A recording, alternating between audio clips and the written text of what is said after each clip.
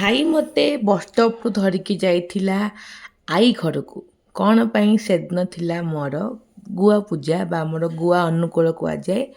ଇଏ ହେଲେ ମୋ ଅଜା ଆଉ ଆଈ। ସେଦିନ ମୁଁ ଆସିଥିଲି 3 ନମ୍ବର ମାମୁଁ ଘରକୁ ଖାଇବା ପାଇଁ, ତୋରାଣି ପିଇବା ପାଇଁ।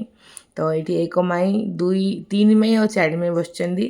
ମୋ ଖାଇବା ମୁଁ କମ୍ପ୍ଲିଟ୍ କଲା ପରେ ସମସ୍ତଙ୍କ ଚାଲିଥିଲା ଏଇଠି ଗସିପ୍ ମିଟିଂ ଚାଲିଥିଲା। ପୁରା ଫୁଲ୍ ଗସିପ୍ ଚାଲିଛି ସବୁବେଳେ। 4 ମାମୁଁ ବସିଛନ୍ତି, 3 ମାମୁଁ ବସିଛନ୍ତି, ମମି ଆଉ ସମସ୍ତେ ଏଇଠି ବସିକି ଚାଲିଲା ଦୁଃଖ ସୁଖ।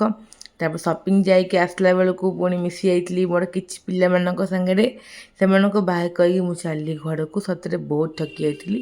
ତାର ନେକ୍ସଟ ଡେ ଥିଲା ପୁଣି ମୋର ଆଉ ଗୋଟେ ମାମୁଁ ଘରେ ତୋରାଣି ପିଆ। ଇଏ ହେଲା ଆମ ବଡ଼ ମାମୁଁଙ୍କ ଘର।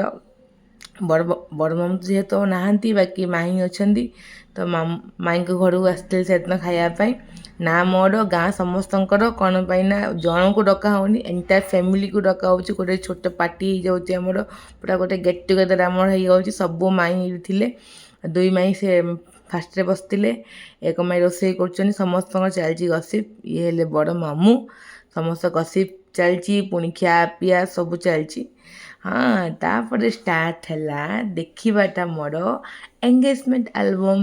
ଯେହେତୁ ମୋର ଏଙ୍ଗେଜମେଣ୍ଟ ଆଲବମ୍ ଆସି ସାରିଛି ଅଲରେଡ଼ି, ତ ସମସ୍ତେ ଦେଖୁଛନ୍ତି ଏଠି ବସିକିରି।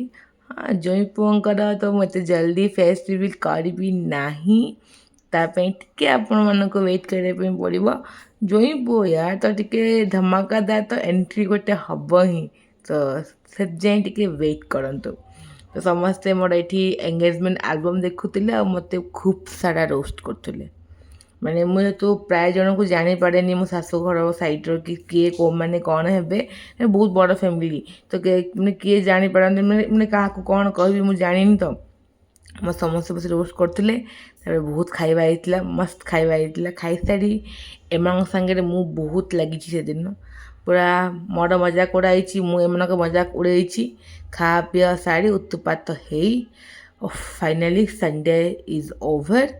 ମୁଁ ଆସି ଯାଇଥିଲି ଆମ ଘରକୁ। ରହିଲି, ପୁଣି ମିଶିବା ନେକ୍ସଟ ବ୍ଲଗ୍ରେ।